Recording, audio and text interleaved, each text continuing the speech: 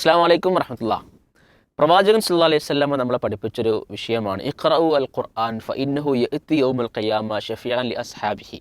നിങ്ങൾ വിശുദ്ധ ഖുർആൻ നിങ്ങൾ ധാരാളമായി പാരായണം ചെയ്യുക. നാളെ പരലോകത്ത് ആ ഖുർആൻ അതിൻ്റെ ശുപാർശകനായിക്കൊണ്ട് കടന്നു വരുന്നതാണ്.